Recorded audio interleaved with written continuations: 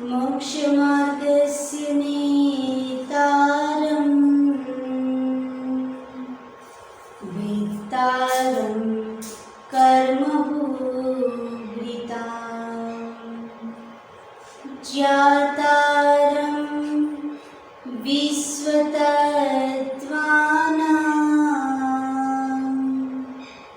वन्दे तद्गुणलब्धये वन्दे तद्गुणलब्धये। जय बोले अनंत नसीब परमेश्वरी भगवान की जय। देवाधिदेव श्री 1008 शांतिनाथ भगवान की जय। परम पूज्य आचार्य भगवान श्री विमल सागर जी महाराज की जय। परम पूज्य तपस्वी सम्राट श्री सन्मति सागर जी महाराज की जय। युग प्रमुख श्रवणाचार्य गणाचार्य गुरुदेव श्री डॉक्टर विराट सागर जी महाराज की जय। द्वादशांग जिनवाणी माता की जय। तीन लोग के समस्त अप्रतिम जिन चैत्यालयों की जय। आज अपन जैन भूगोल स्टडी करने के लिए आगे बढ़ते हैं। कल अपन ने समझा था जैन भूगोल पढ़ने का उद्देश्य क्या है। अब जैन भूगोल का उद्देश्य समझ लिया, जैन भूगोल क्यों पढ़ना है वो समझ लिया। अब उससे आगे अपन अपनी पढ़ाई स्टार्ट करते हैं। नेक्स्ट एक वर्ड बोला था कि अपन जो जैन भूगोल स्टडी कर रहे हैं वो पूरा जैन भूगोल किस में है, तो वो कर्णानुयोग, जो 4 प्रकार के अनुयोग जैनिज्म में है, प्रथमानुयोग, कर्णानुयोग, चरणानुयोग, द्रव्यानुयोग, उसमें जो कर्णानुयोग है तो कर्णानुयोग का ही ये एक पार्ट है जिसमें पूरा जैन भूगोल बताया हुआ है। कर्णानुयोग यानी उसमें लोक अलोक के बारे में इंफॉर्मेशन होती है, लोकाकाश क्या है, अलोकाकाश क्या है, वो सारा लोक की पूरी इंफॉर्मेशन जिसमें आती है वो कर्णानुयोग है। फिर नेक्स्ट है चारों गतियों के बारे में इंफॉर्मेशन। चारों गति, नरक कहाँ है, स्वर्ग कहाँ है, मनुष्य गति, मनुष्य लोक कहाँ पर है, चारों गति में जीव कहाँ से कहाँ कैसे जाता है, कैसे कैसे कर्म करने से वो कहाँ तक जा सकता है, सारी इंफॉर्मेशन कर्णानुयोग में मिलती है। जो काल परिवर्तन है जिसको अपन उत्सर्गणी और अवसर्गणी काल कहते हैं, तो उत्सर्गणी काल की इंफॉर्मेशन और अवसर्गणी काल की इंफॉर्मेशन अपने को जैन भूगोल से मिलती है। तो कर्णानुयोग में ये सारी बातें जानने को मिलती है। और कर्णानुयोग में से अपन एक टॉपिक ले रहे हैं जिसका नाम है जैन भूगोल। तो ये जैन भूगोल का जितना भी नॉलेज हमको गेट होगा वो कर्णानुयोग के थ्रू ही होगा।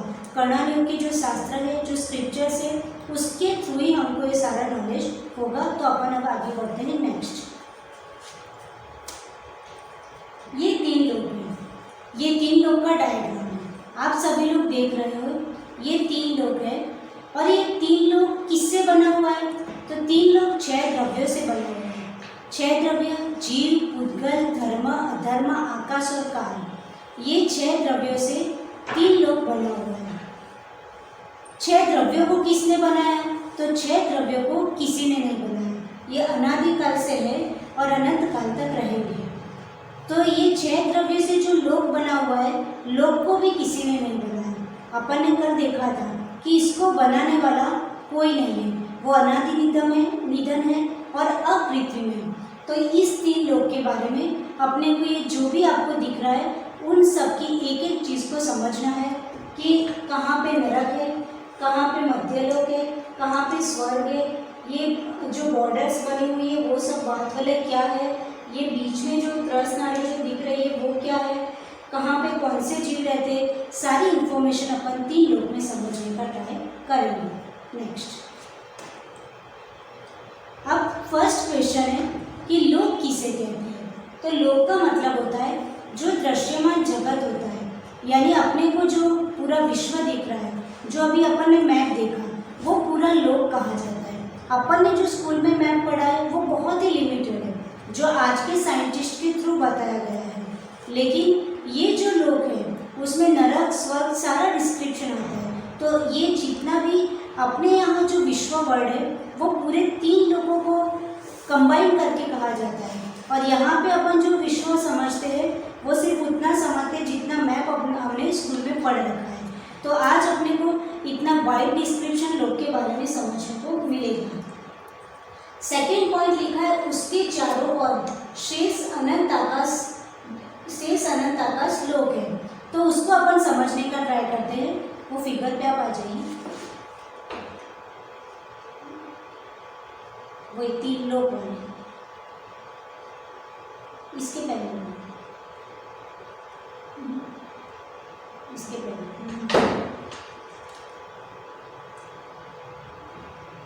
यही ना, ये नहीं, इस 3 लोक का डायग्राम इसको जो, तो ये जो लोक है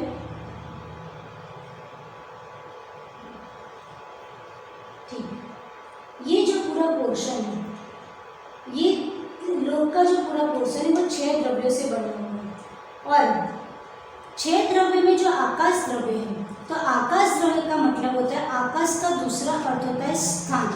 स्थान एक नॉर्मल वर्ड है जो अपन यूज करते हैं और उसी को इस शास्त्रीय भाषा में आकाश कहते हैं।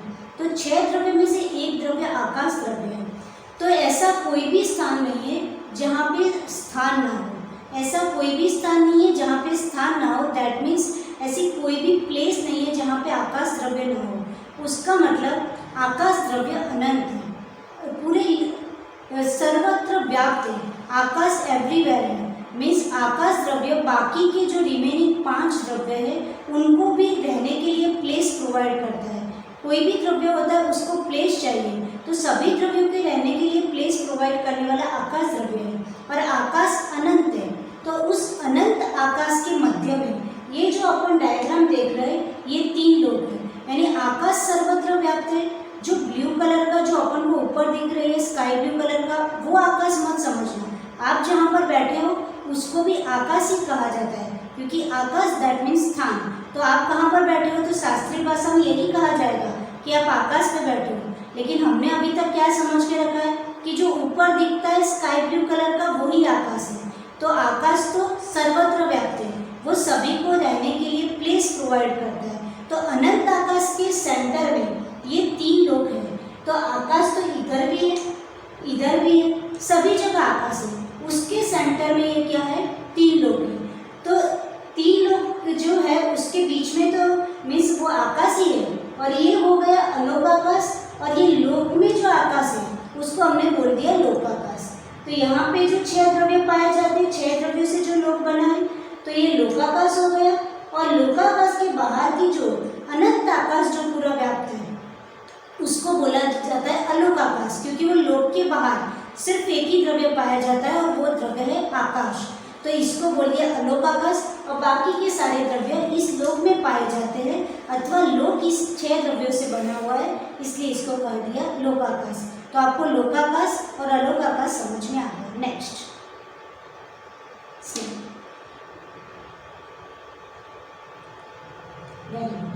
मीन्स इसका प्रीवियस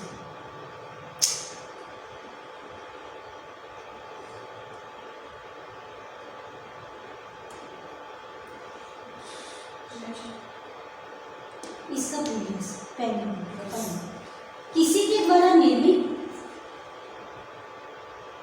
आप इससे इस पे आ जाइए, ये स्लाइड पे आ जाइए। ठीक, अब रन कर दीजिए।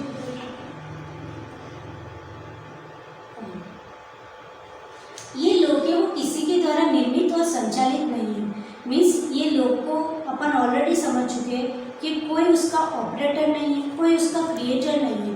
ये अपने आप जीव ने जैसे जैसे कर्म किए हैं, अनादिकाल से ये 6 द्रव्य है, उसमें जीव द्रव्य भी है, और उसने जैसे जैसे कर्म किए उसकी अकॉर्डिंग उसकी परिणति, उसकी गति होती रहती है। तो किसी के द्वारा निर्मित नहीं है और किसी के द्वारा संचालित भी नहीं है। आप ये समझिए कि यदि आप किसी को इस लोक का संचालन करने वाला मान लोगे तो आप क्या हो, नॉर्मल भाषा में बोला जाता है कि अपन बच्चे हैं और भगवान है वो क्या है, परम पिता परमेश्वर है। तो आप एक बच्चे हो और आपके लिए भगवान अपन सबके लिए परम पिता परमेश्वर हो गए। तो क्या कोई फादर अपने बच्चों की डेस्टिनी लिखने बैठेगा तो वो कैसे लिखेगा? क्या कोई उसमें भेदभाव करेगा? क्या कोई पार्शियलिटी करेगा? नहीं करेगा। सपोज कोई फैमिली के फादर है, कोई फैमिली में जो फादर है उनको बोला जाए कि आपको अपने बच्चों की डेस्टिनी लिखनी है, तो वो कैसे लिखेंगे? भले वो बच्चा उनकी बात मानता होगा कि नहीं मानता होगा, वो बच्चा कितना भी खराब होगा, लेकिन उसके पापा को एक दिन के लिए राइट दिया जाए कि आप ये दोनों तीनों बच्चे हैं, उनकी आप लिख दीजिए डेस्टिनी, तो वो तीनों की डेस्टिनी कैसे लिखेंगे? लो लिखेंगे, जो बहुत सिंसियर अच्छा बच्चा होगा, जो बात मानता होगा उसकी बहुत अच्छी लिखेंगे, जो थोड़ा बात कम मानता होगा उसकी खराब लिखेंगे, और जो थोड़ा और कम मानता होगा, बिल्कुल मस्तीखोर होगा, उसकी एकदम खराब डेस्टिनी लिखेंगे। क्या कोई फादर अपने तीनों बच्चे कैसे भी हो लेकिन उनकी डेस्टिनी लिखने का राइट मिले तो वो कैसे लिखेंगे? सबकी अच्छी लिखेंगे, और अच्छी ही नहीं परफेक्ट लिखेंगे कि यदि उनकी हेल्थ कैसी रहे तो परफेक्ट, उनका एजुकेशन कैसा रहे तो परफेक्ट हाईएस्ट लेवल पे, उनका फाइनेंस कैसा रहे तो परफेक्ट, यानी सभी तरह से वो परफेक्ट ही लिखेंगे। परफेक्ट से नीचे लो, एवरेज, मीडियम ये कुछ भी नहीं आएगा। तो फिर अपन जिनको परम पिता परमेश्वर मानते हैं और यदि उनके हाथ में पूरी दुनिया का संचालन यदि उनके हाथ में है तो फिर हम उनके बच्चे हैं, तो फिर वो हमारी डेस्टिनी कैसे लिखेंगे? क्या किसी को गरीब बनाएंगे? क्या किसी को रिच बनाएंगे? किसी की लाइफ में बहुत सारे स्ट्रगल्स एंड प्रॉब्लम्स करेंगे और किसी की लाइफ में बहुत शांति और सब रखेंगे। ये जितने भी, किसी को बहुत ब्यूटीफुल बनाएंगे, किसी को बहुत अगली बनाएंगे, ये जितने डिफरेंस दुनिया में दिख रहा है व्यक्तियों के बीच में, किसी को पशु बनाएंगे, किसी को नरक में भेजेंगे, किसी को स्वर्ग में भेजेंगे, क्या कोई फादर अपने बच्चों में ये पार्शियलिटी कर सकते हैं? ये डिफ्रेंशिएट कर सकते हैं? कभी नहीं कर सकते। एक नॉर्मल पापा नहीं कर सकते। तो फिर ये तो तीन लोग के नाथ हैं और उनके हाथ में यदि पूरे वर्ल्ड का कमांड है, उनके हाथ में पूरा संचालन है और पूरा ऑपरेट करने का राइट यदि उनके पास है, तो वो कैसे पार्शियलिटी करते हैं? आज इतना पूरा वर्ल्ड कोरोना के कारण दुखी हो रहा है, इतनी प्रॉब्लम्स हो रही है, तो क्या उनके हाथ में संचालन होता तो आज ऑक्सीजन की जितनी प्रॉब्लम हो रही है वो क्या होती? उनके लिए वो कितना इजी काम है। आज किसी के पास घर में इतने 1 डेथ 2 डेथ 4 डेथ, घर के सभी लोगों की डेथ हो रही है, इतना सारा खराब एटमॉस्फेयर है, तो क्या उनके हाथ में संचालन होता तो आज वर्ल्ड की जो हालत हो रही है, परिवारों की जो हालत हो रही है, क्या वो होने देते? कभी नहीं होने देते। दैट मीन्स ये प्रूव करता है कि जो कुछ भी हो रहा है वो जीव के अपने कर्मों के अकॉर्डिंग हो रहा है। उसके पीछे कोई महापुरुष, कोई भगवान का रोल नहीं है। यदि उनका हाथ होता तो ये पूरी वर्ल्ड एक सी होती और ब्यूटीफुल होती, कोई किसी में पार्शियलिटी, कोई डिफरेंस ना होता, जिससे ये प्रूव हो जाता है कि ये वर्ल्ड है वो किसी के द्वारा निर्मित नहीं है और किसी के द्वारा संचालित भी नहीं है। ये अनादि निधन है और अकृत्रिम है। मीन्स वो किसी ने नहीं बनाया है और पहले से उसका कोई स्टार्टिंग पॉइंट नहीं है and there is no any end point, इसलिए वो अनादि निधन है, अनंत काल रहेगा और अकृत्रिम है। नेक्स्ट, अब ये 3 लोग हैं, इसमें आपको 3 पार्ट दिख रहे हैं, तो आप ये 3 पार्ट को देख के ये मत समझना कि ऐसे कोई पार्ट बने हुए बीच में कोई स्पेस है। नो, ये तो आपको समझाने के लिए कि उसका शेप कैसा है, इसलिए उसके अलग अलग शेप में उसको डिवाइड कर दिया। बाकी वो ऐसे पूरा कॉमन एक सिंगल है, अखंड रूप में है, ऐसे पार्ट में नहीं है, लेकिन उसका शेप दिखाने के लिए उसको यहाँ 3 पार्ट में डिवाइड किया है। ये जो ऊपर का पोर्शन है उसको ऊर्ध्वलोक कहते हैं, ठीक है। ये जो सेंटर का पोर्शन है उसको मध्यलोक कहते हैं और ये नीचे का पोर्शन है उसको अधोलोक कहते हैं। अब इस, ठीक है, ये जो सेंटर का पोर्शन है उसको मध्यलोक कहते हैं और ये नीचे का पोर्शन है उसको अधोलोक कहते हैं। आप इस डायग्राम में देख सकते हैं, ये जो सेंटर की लाइन से पूरा जो नीचे तक है वो आपका हो गया अधोलोक, ये जो सेंटर की लाइन है वो आपका मध्यलोक है जहाँ पे अपन रहते हैं, और सेंटर की लाइन से ऊपर का टॉप तक का वो सारा हो गया ऊर्ध्वलोक। उसको बोलते हैं upper part of the universe, इसको बोलते हैं middle part of the universe, और नीचे वाले अधोलोक को बोलते हैं lower part of the universe. अब इन सब के आकार कैसे है, इसकी हाइट कितनी है, ये कितना चौड़ा है, ये सारे डिस्क्रिप्शन अपन नेक्स्ट स्लाइड में समझते हैं। फाइन, यहाँ पे आप देख रहे हैं उसकी स्थिति कहाँ पर है, लोकाकाश। हम पहले भी समझा चुके, जो 3 लोक का जितना एरिया है उसको लोकाकाश बोलते हैं। तो ये लोकाकाश की स्थिति कितनी है, तो आलोक आकाश के मध्य में। मैंने बताया जो अनंत आकाश है उसके सेंटर में क्या है, लोकाकाश है। और लोकाकाश तो उसको दूसरी भाषा में ये भी बोल दिया कि जो आलोक आकाश है उसके सेंटर में जो है उसे लोकाकाश कहते हैं। उसका निवास तो 6 द्रव्य इसमें निवास करते हैं। उसका आकार कैसा है, तो उसका आकार बहुत अच्छे से एक्सप्लेन किया हुआ है कि जैसे वो प्रीवियस वाला डायग्राम कर दें, प्रीवियस लाइन, हाँ इसके क्या है, ठीक, ये आकार आपको दिख रहा है, इसमें बहुत अच्छे से दिख रहा है। जैसे कोई पुरुष है वो अपने दोनों हाथ को कमर पे रख के खड़ा हो जाए और अपने दोनों पैरों को फैला दे तो कैसा शेप बनेगा। जैसे कोई पुरुष है उसने अपने दोनों हाथों को कमर पे रख दिया, यहाँ कमर पे रखा तो उसके जो कोहनी का जो पोर्शन होता है जिसको एल्बो बोलते हैं, तो एल्बो वाला पोर्शन कहाँ पे आएगा, इधर आएगा। तो कोई पुरुष अपने दोनों हाथों को कमर पे रख के दोनों पैरों को फैला करके जब खड़ा हो जाएगा तो उसका शरीर का जो पोस्चर, जो पोजीशन बनेगी उस प्रकार का लोक का आकार है। ठीक है, अब ये पूरा लोक का आकार हो गया। अब उसमें अपने को आगे समझना है कि उसकी हाइट विड्थ कैसी है। फाइन, अब उसकी ऊंचाई कितनी है, तो इसके बारे में आप 12 भावना पढ़ते हो तो उसमें राजा राणा छत्रपति वाली उसमें एक लाइन आती है, 14 राजू तंग नभ लोक पुरुष संठान तामे जीव अनादिते बरमत है बिन ज्ञान। ठीक है, 14 राजू उत्तंग मीन्स उत्तंग यानी ऊंचा, कितना है वो लोकाकाश, 3 लोक है वो कितना ऊंचा है, तो 14 राजू ऊंचा है। यहाँ आप पोजीशन देख सकते हो, ऊपर से नीचे तक ये लाइन बताइए कि 14 राजू वो क्या है, ऊंचा है। 14 राजू उत्तंग लोक पुरुष संठान, क्या ऊंचा है, तो ये लोक पुरुष संठान, संठान दैट मीन्स कोई पुरुष खड़ा है दोनों पैरों को फैला करके दोनों हाथों को कमर पर रख के, तो वो ये पोजीशन हुई। तामे जीव अनादिते, तामे दैट मीन्स इस लोक में जीव अनादि से है, यानी उसका कोई स्टार्टिंग पॉइंट नहीं है। तामे जीव अनादिते भरमत है बिन ज्ञान, यानी भ्रम रहे, कैसे, तो ज्ञान के अभाव में। ठीक है, ज्ञान के अभाव में इस 3 लोक में वो क्या घूमे जा रहे हैं, वो अपने जीव का जो ओरिजिनल स्वरूप है उसको प्राप्त नहीं कर पा रहे, वो मोक्ष को प्राप्त नहीं कर पा रहे।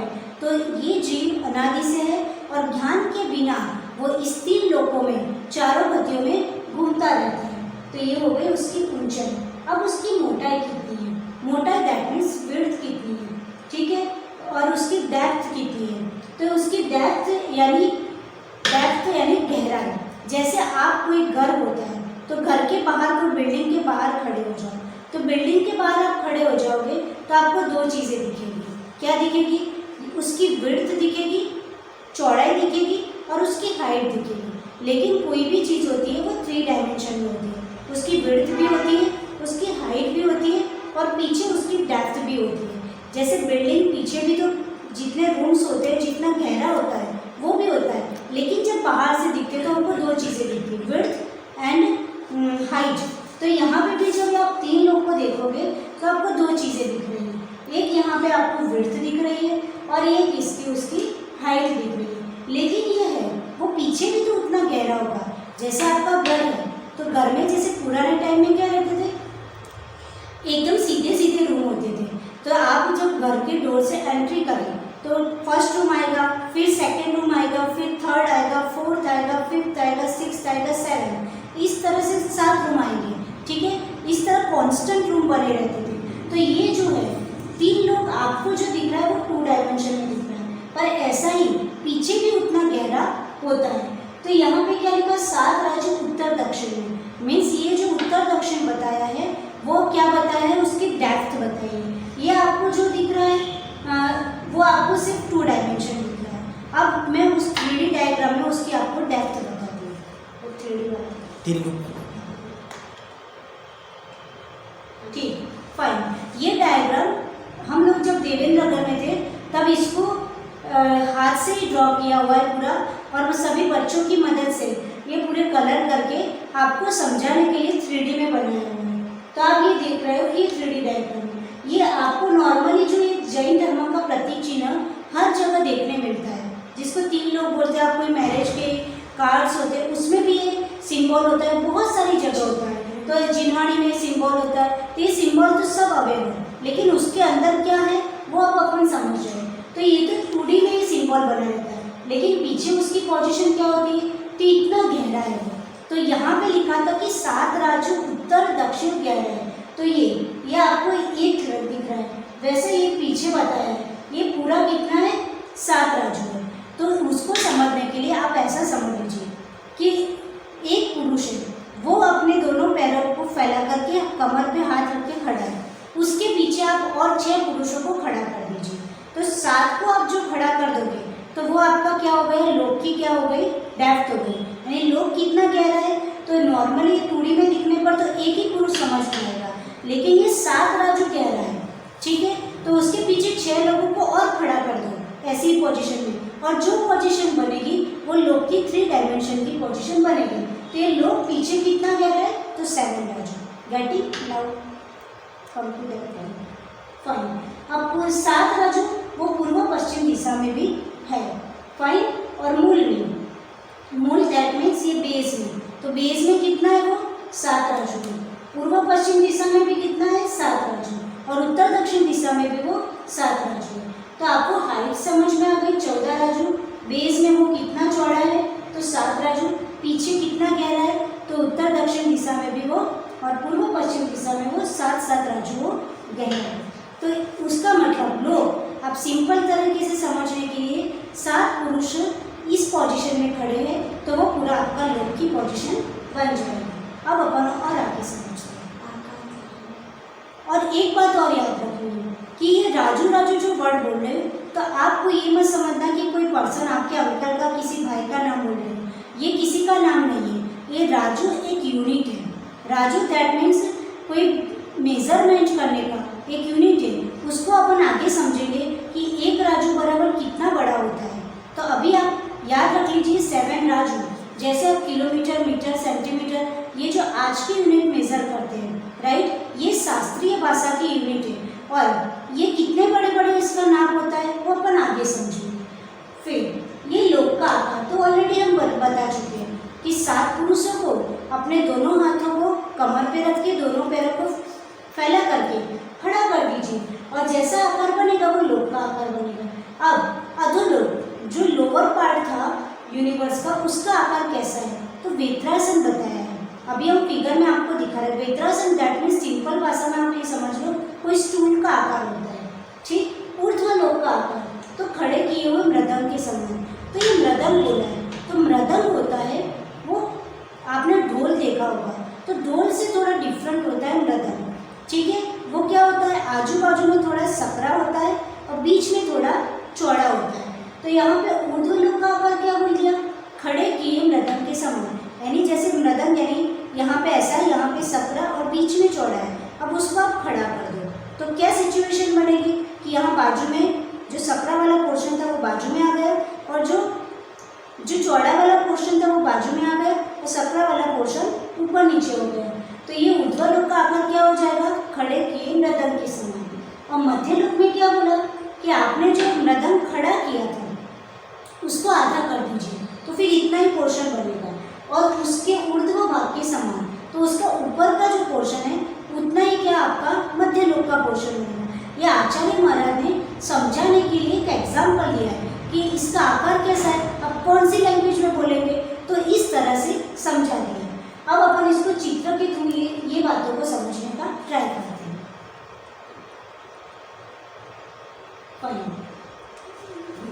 इसमें आप देख सकते हो कि अपन सबसे पहले अधोलोक का आकार समझते हैं। वो बोला था कि वेत्रासन आकार, जो यहाँ से यहाँ आप ऊपर का सब अपने दिमाग में से हाइड कर दीजिए, सिर्फ यहाँ से सेंटर की जो लाइन से नीचे तक का देखिए, तो वो आपका क्या हो जाएगा, वेत्रासन, ठीक है। इसको जूम कर दीजिए, ऊपर का अंदर कर दीजिए, जिसे सिंपल देखने दीजिए। नीचे का पोर्शन जूम कर,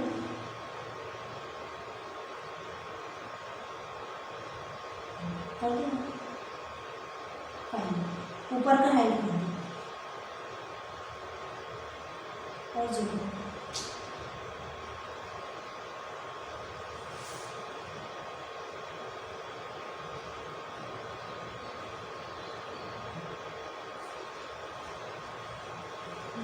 फाइन और थोड़ा ऊपर ये स्क्रॉल से नीचे ले फाइन गुड थोड़ा और ये सेंटर के लिए धीरे से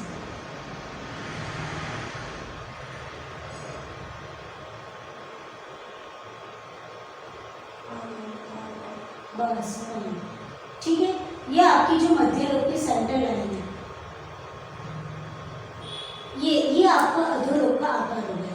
यहाँ आप देख पा रहे हो ये आपका अधोलोब है, ये जो सेंटर लाइन है ठीक, ये आपका अधोलोब जैसे कोई स्टूल हो उस प्रकार का, इसको शास्त्र में वेत्रासन वर्ड यूज होता है, तो उस प्रकार का। अब हम ऊर्ध्वलोब को देखने का ट्राई करते हैं। ऊपर का जूम करो, स्क्रॉल से नीचे लो।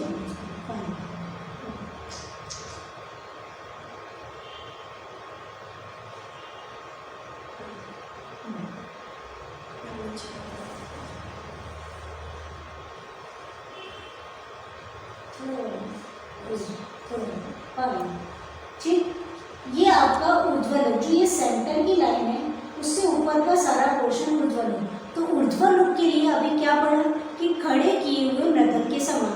तो ये जो आप यहाँ से लेकर यहाँ का जो पूरा पोर्शन है तो कैसा लगेगा, जैसे कोई मृदंग था वो आड़ा था तो आजू बाजू में थोड़ा सकरा था और बीच में चौड़ा था, अब उसको आपने खड़ा कर दिया।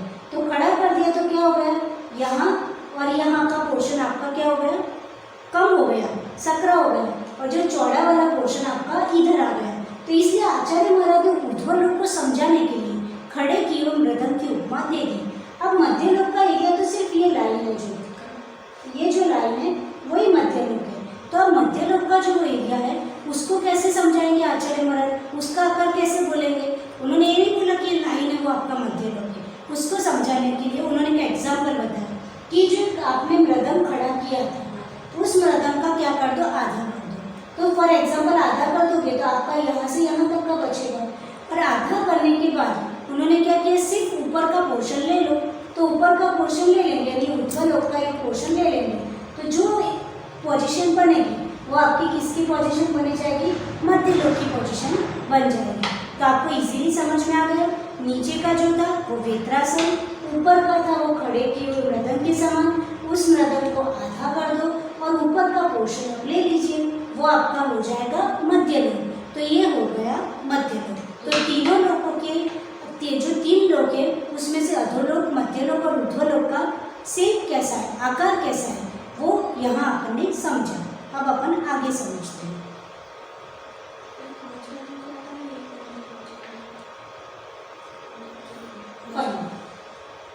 नेक्स्ट, हाँ अब अपन समझते हैं यहाँ पे चौड़ाई बताइए।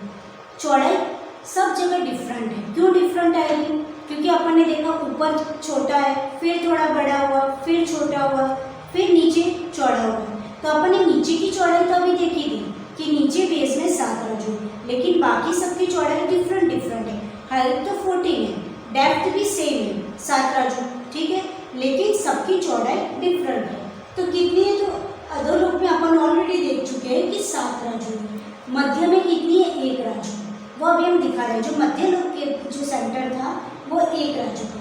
ब्रह्म स्वर्ग में यानी ऊर्ध्वलोब के मध्य में जो ऊर्ध्वलोब का पोर्शन अपन ने देखा था उसके सेंटर में जो एल्बो वाला पोर्शन आता है वहाँ ब्रह्म स्वर्ग है, पांचवा स्वर्ग है, वो क्या है, 5 राजू। वहाँ पे वो बढ़ता बढ़ता 5 राजू होता है। और लोब के अंत में यानी जो लोब का जो टॉप था वहाँ पे वो चौड़ाई कितनी हो जाती है, 1 राजू।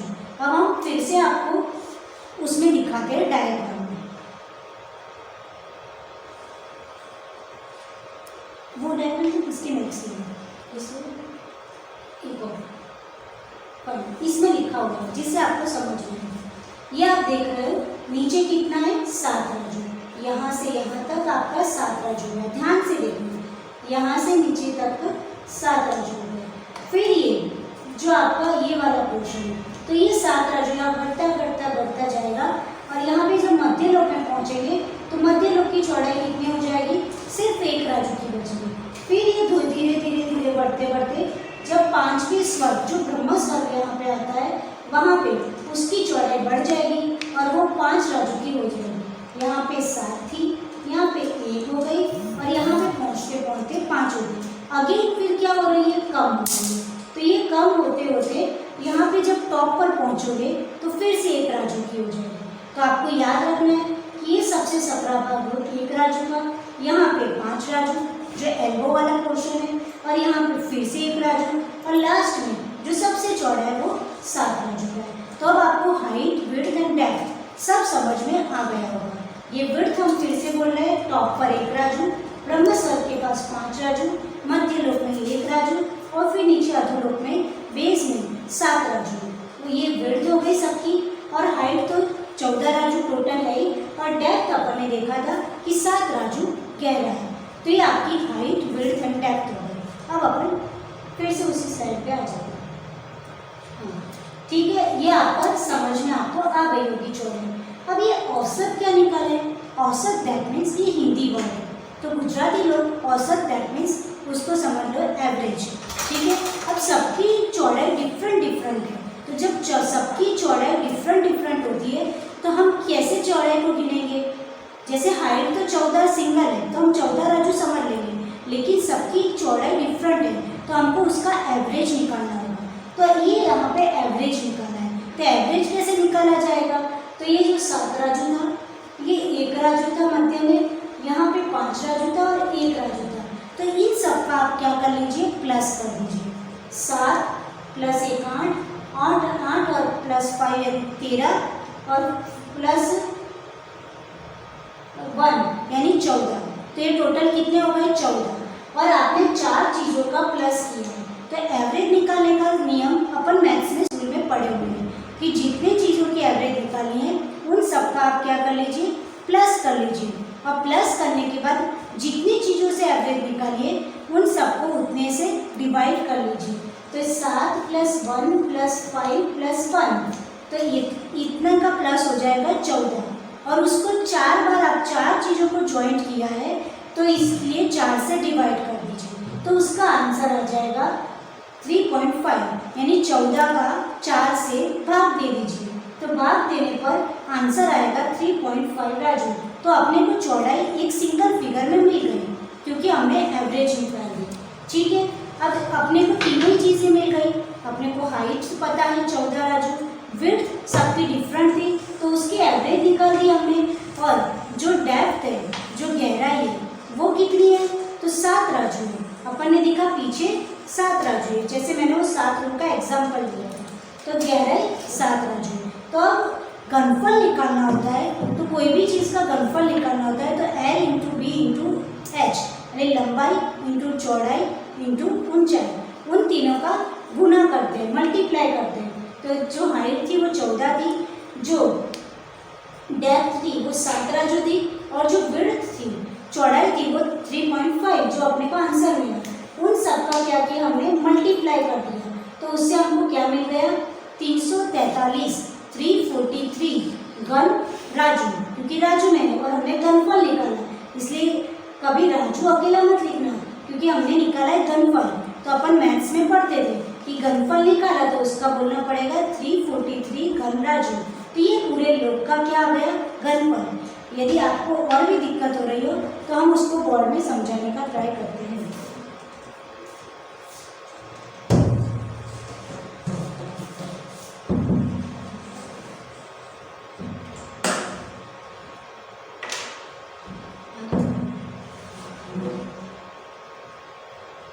हम एक बार लिख लेते हैं फिर आपको दिखाते हैं। सबसे पहले 7 प्लस 1 प्लस 5 प्लस 1 और उसको 4 से हमने डिवाइड किया।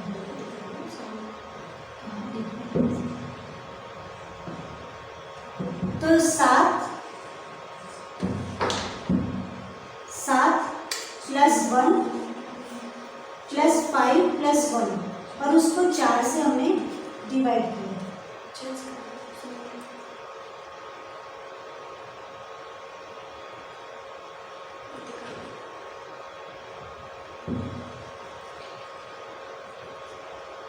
अब यहाँ पे आप देख रहे हो कि जो 7 राजू बेस था वो 7 राजू लिखा हमने, 1 राजू जो मध्य लोक में था उसका 1 राजू लिखा, 5 राजू जो ब्रह्म स्वर में जो एल्बो वाला पोर्शन था वो उसको 5 राजू लिया और टॉप पर 1 राजू। तो उन सब का मैंने प्लस किया और प्लस करने के बाद ये 1 2 3 और 5 चीज़ें हैं, 1 2 3 और 4 चीज़ें हैं, तो वो 4 से हमने क्या कर दिया, डिवाइड कर दिया। तो अब क्या हो जाएगा 7 + 1 + 5 + 1, तो उसका आंसर आ जाएगा 14 और उसको 4 से हमने भाग दिया तो उसका आंसर आ जाएगा 3.5। तो आपको समझ में आ गया जो उसमें हमने औसत बताया था वो क्यों अपना 3.5 आया, इस प्रकार से 3.5 आया। अब हम घनफल निकाल के बता दें। तो घनफल के लिए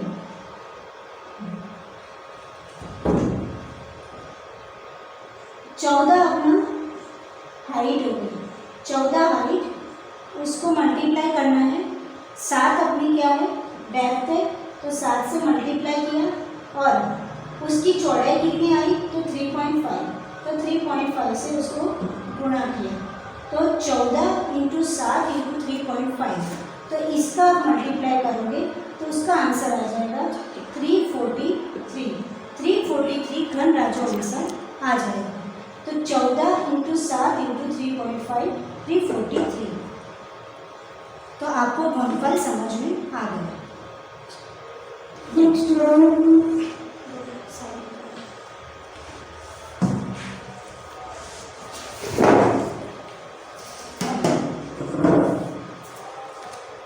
अब अपन कल समझेंगे कि ये जो योजन बोलते हैं अपन, वो योजन क्या है, बार बार बोलते हैं राजू है, तो ये राजू का मेजरमेंट कितना योजन बराबर कितने राजू और क्या पूरा मेजरमेंट है वो अपन कल ऐसे स्लाइड्स के थ्रू अपन पूरा योजन को समझने का ट्राई करेंगे। आज इतना ही। जीवन स्तुति। कोई क्वेश्चन हो तो आप लोग इसमें ज़रूर पूछ सकते हो और आपकी क्वेरी आएगी तो दूसरे दिन उसको सॉल्व करने का ट्राई किया जाएगा। क्वेश्चन नहीं पूछोगे, कहीं डाउट होगा तो आप हो सकता है आगे आपको समझने में दिक्कत आए, इसलिए जहाँ पे भी आपको क्वेरी हो वो आप पूछ लीजिएगा। हम दूसरे दिन उसको स्टार्ट करने के पहले आपकी क्वेरीज को सॉल्व करके फिर आगे बढ़ेंगे। जिन वाणी के ज्ञान से सूझे लोकालोक, सो वाणी मस्तक नमा सदा देत हूँ तो। हे जिन वाणी भारती तो ये जपो दिन रैन, जो तेरी शरण आ गए सो पावे सुख चैन। देव बजु अरिहंत को गुरु सेवा निज ग्रंथ, दया धर्म पालो सदा यही मोक्ष का पंथ। जय बोले द्वादशाम जीवानी माता की जय। जय बोले परम पूज्य कणाचार्य गुरु श्री विराग सागर जी महाराज की जय।